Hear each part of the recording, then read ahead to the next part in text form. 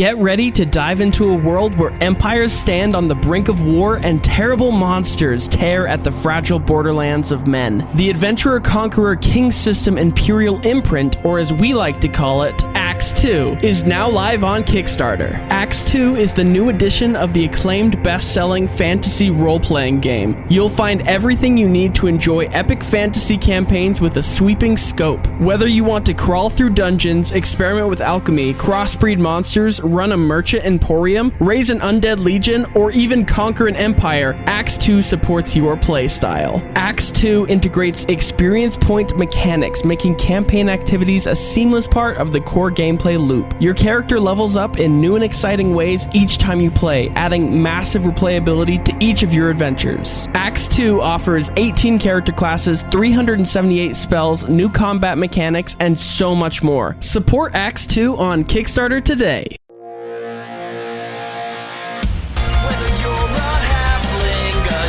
Somewhere in between, round the table with your friends, playing Dungeons and Dragons. And if life ever knocks you down, your dice will surely turn around.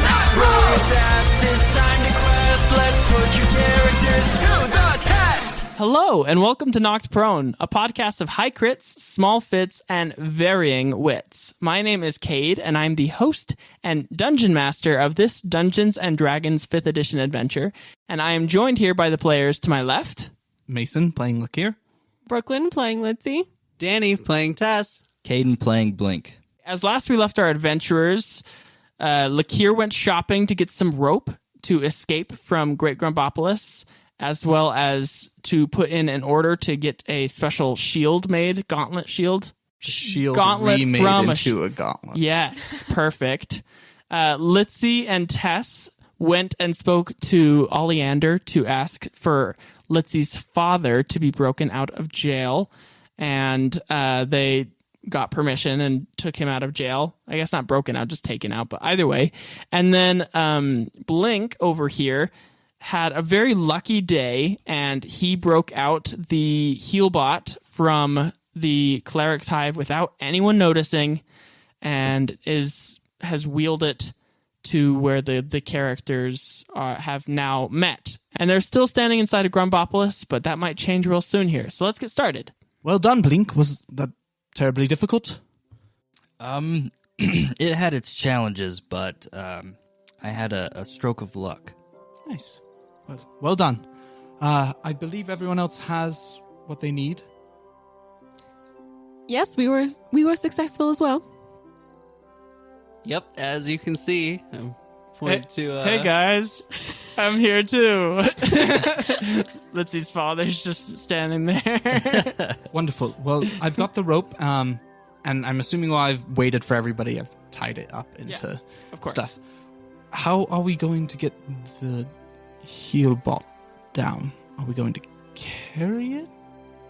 How big is a Healbot? You probably talked about this. Human size, made out of stone and metal. It's pretty heavy. It might be ideal to let you do your tinkering before. Ideally, it will cruise with us. But can it climb down a rope? Maybe, but also there still is the potential that we can take the normal way, because we did get permission from Oleander. The normal way is a ladder after all, but so that'd be easier than a rope, but still gonna be hard, kids. I'm totally going into dad voice for your dad. I hope you know. I did it differently at first, but now it's like, hey guys. Yeah. When's the last time you changed your oil, kiddo? Oh my gosh, I had that conversation with my dad yesterday. Anyway. Personally, I'm feeling very, very anxious to get out of here and to begin our adventure out of Great Grumbopolis. I'm wondering, and I look over at Blink, knowing that he's probably the strongest of our group, what are the chances you could carry the bot down? I have no idea how much it weighs. It's heavy. It's super. Yeah, it's super heavy. You and me, Blink. We got this. And he's like, okay, on 3. I have an idea. What if it would take too much time to do this safely, but what we could do is tie it to the end of the rope lower it down, and it could act as our anchor. I'm sure between all of us we can lower it down slow enough, or at least hold its weight. I think that's a brilliant idea. We can manage that. All right. I'll take the rope and start tying it around. Roll me a nature check. Okay. Are we at the ranger's hut right now? Yeah. Yeah. So Okay, the ranger's so hut we're- has burned down. It Burned looks down. very similar to the church, but a little more ashen, like a little more like ruiny. 9. With a 9, yeah, it's okay. Okay. Well, wonderful. I guess everyone lift, and I'll take like one side and... Real quick, let's see. How long do you think it would take to get this Healbot up and running and under your control, pretty much? So your dad, Litzy, he like steps up and he puffs up his chest and he's like, "Well, I can help you out, champ." He's like, "I did make him after all, but All right, I believe we can do it. But how quickly? Lickety split. I'll as soon as we get him down the rope, I'll turn him on. 2 minutes tops. 2 minutes? Well, You'll have to set my timer. It's my record for 45 seconds. So would it be easier to have this Healbot go down the ladder on its own after it's powered on, rather than go through all this effort to lower it down? well, I don't know if it'd be able to. Yeah, because how are they built? I can't even really imagine like what their limbs exactly look like, especially like legs. I was picturing kind of like that robot off of Rogue One, the black robot.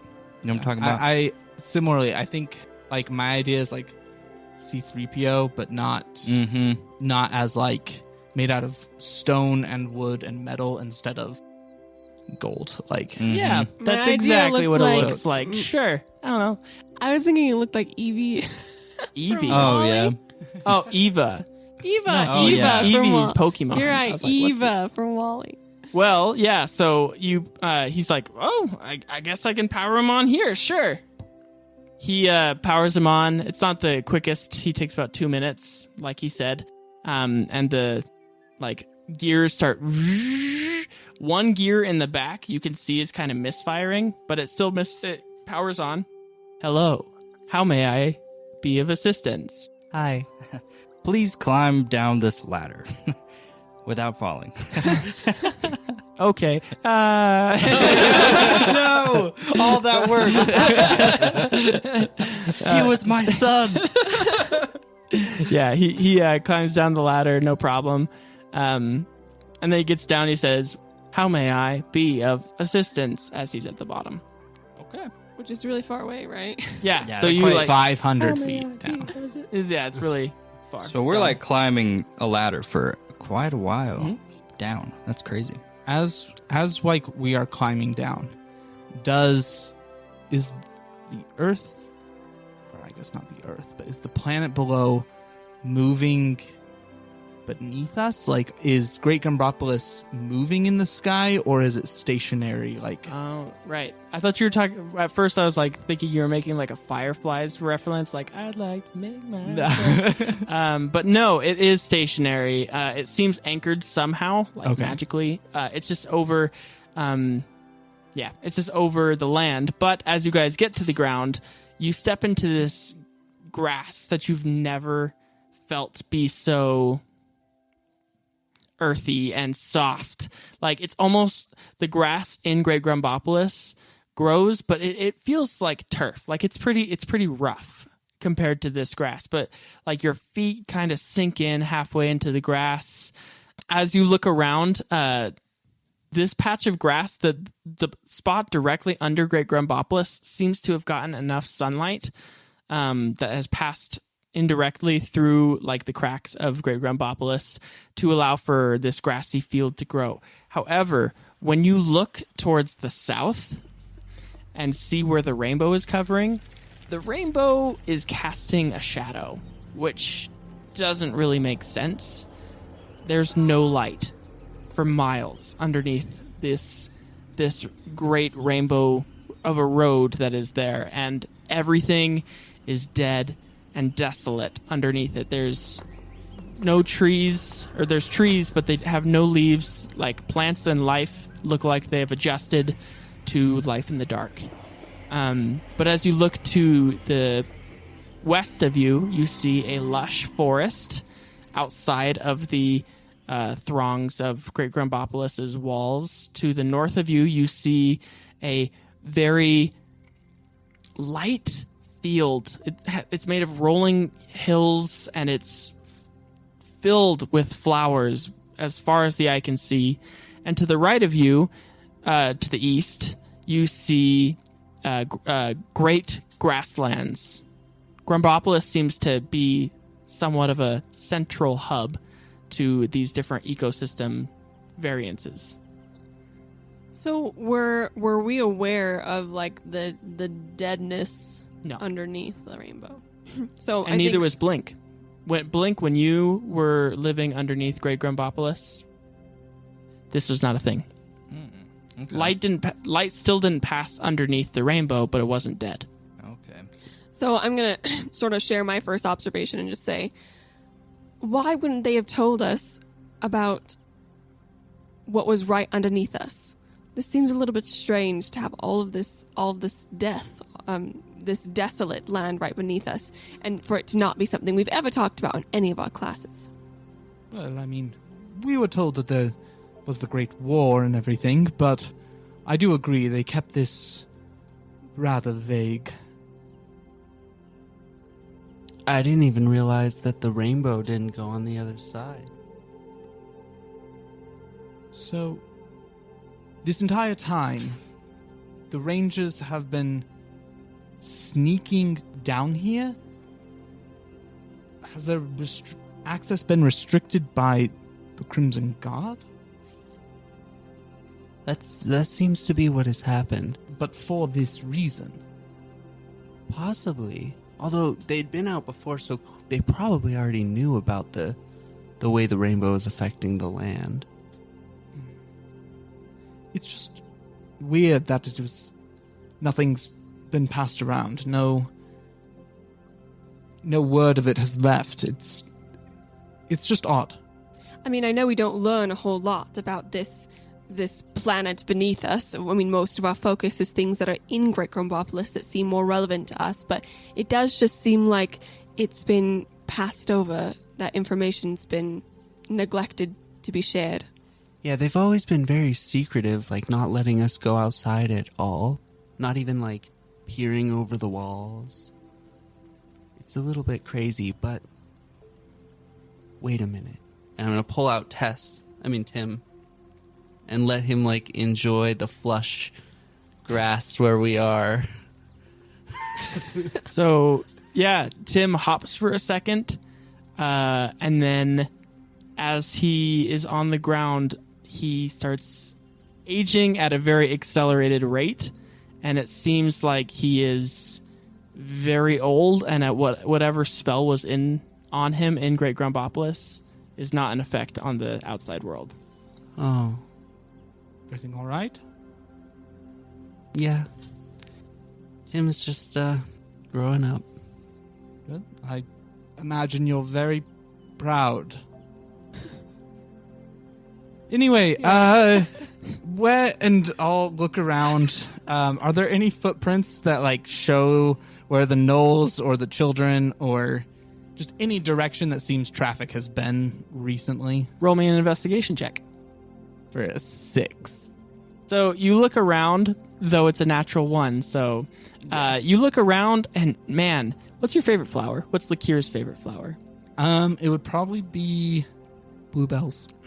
So as you look around, looking for a sign or clue of some sort to see where these gnolls went, your mind looks over at the flowers and sees a field full of bluebells. And in the center of the field, you see a man meditating. I'll kind of like go and nudge whoever's closest to me and kind of point out towards there, and I'll say, "Look, there's someone else here." And everyone looks, I assume, maybe? Yes. no? Yeah. Yeah. Definitely. Yep. Yeah. What's everyone's favorite flower? Their character's favorite flower. This is Daisy. important. All Daisy? the flowers All the flowers? and weeds. Dandelions are in there. Sunflower. Sunflower? All right. So, Litzy, as you look over, you see a field full of daisies. Tess, you see all sorts of wildlife growing in this Wow. field. And Blink, you see a field full of sunflowers. And it looks really enticing. And you all see this man dressed in these orange robes sitting, levitating probably about like 2 inches above the hill as he is meditating in this field. He seems like a peaceful being enough. Let's go say hi. I'll kind of like, as she starts going, I'll say, be cautious. This isn't Great Grimbopolis. Not everyone here is wanting to be your friend. In fact, many here probably want to kill you. Well, this is an area where, often things probably do try to kill each other, and perhaps if we think he's going to see us anyways, trying to make it clear that we're not one of those people might be ideal. Does he look how far away is he roughly? Like, is this a short distance, or would he have to walk like a? I'd say it's about a 5-minute walk to him. You can see him. He's kind of like a speck. He hasn't noticed you because he's meditating. If we wanted to, we could avoid him pretty If you easily. wanted. For the record, I don't know a lot of peaceful beings who meditate. And if we can make friends that are powerful enough to levitate. Wait, what did I say? I don't know anyone peaceful who meditates. I have so much rage in you right now. I gotta meditate. I'm so glad you stopped me. Me and Danny both like went and just like looked at each other and like, It's true. Those gurus, yeah. they're known for their hidden rage. No. I don't know any peaceful beings that meditate. You said it again. said the exact same. I don't. I don't know any hostile creatures that would meditate. And if we can befriend a creature that is powerful enough to be doing something like that, then I would love to become friends with them. And who knows, maybe they're willing to teach me. And without any further ado, I just skip off towards what I'm seeing as a field I'll of daisies. Say to the rest, I'll just say, my father meditated quite often, and he tried to kill us 2 days ago. I'll just start following after.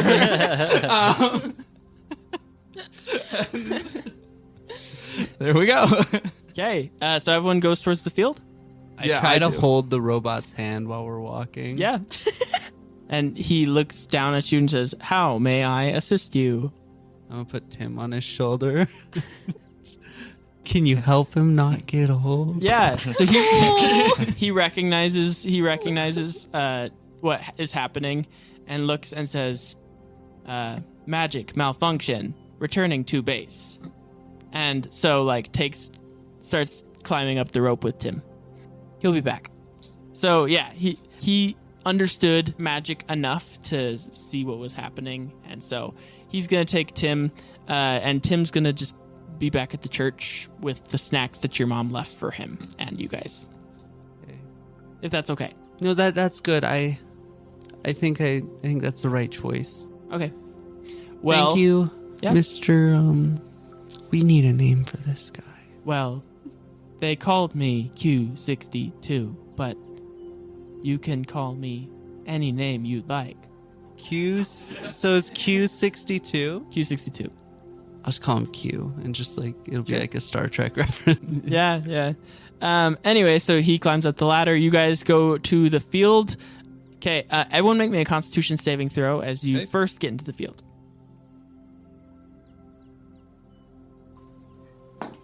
Natural 1 again. I'm just Nice. done using these dice. 15. Constitution saving throw. 3. I got a 6. Which sucks because I'm proficient with Constitution 16. saving throws. So Oh, dang. I just rolled really low. All right, so 16 you said? What'd you get, look here? 3. 3. Tess, 15. Yes. And then 6. All right. Gosh, these like the sunshine is hitting you just right, and like the energy coming up from the ground feels really, really good. And these flowers, there's something about them that makes you just like the breathing in and the exhaling, and all of you fall asleep.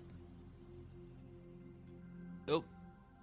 And so, yeah, and you guys sleep for a little bit. You don't know how long you guys were out for, and each of you gets woken up to a prompt slap in the face, and you see the man in orange robes standing over all the four of you, and says, "Oh, and your dad went back with the robot, just so you know. That's where he's been." Let's see. And so he slaps the four of you awake and is like, "Nah, man, you're doing it wrong. You're using the flowers wrong. This isn't how you're supposed to get down with the Fae." And he nods. And he squints his eyes. He's like, you just gotta go into it with an open mind. Just lose all your possessions. I've got nothing on me but these pair of robes, and that was gifted to me by the Fae. He's crazy. I think he's really cool. Yeah, man. I think you're really cool. Yeah. So, who are you? You don't have to label it, man. I don't want that type of pressure. You just call me whatever you feel. I'm just thinking, like, what I'm about is I get all these material possessions, and then I get sad. So I came here to the field, and I let myself go to sleep. I wake up. All my materials belongings have been taken to the Fae. Is our stuff gone? No. Okay. Oh, yeah. Well, yeah, my character will instantly start doing inventory of everything on his definitely. person. And then be just like, that sounds absolutely terrifying, but I'm glad that you found some sort of solace in this place. So, have you seen many other people down here? Oh, right on, little dude. I saw some people. I don't know if I'd call them people. They looked kind of like they hadn't shaved in a while, Does he have a really long beard? He's actually bald. He looks like a monk. And also, he is 20-ish years old. Like, he looks young in the face. Take with that what you will. Go and say, you mean they just had large beards? Oh no, man! They were beards. You know what I'm saying? They hairy all over, kind of. Ah, man, what's that word for that animal?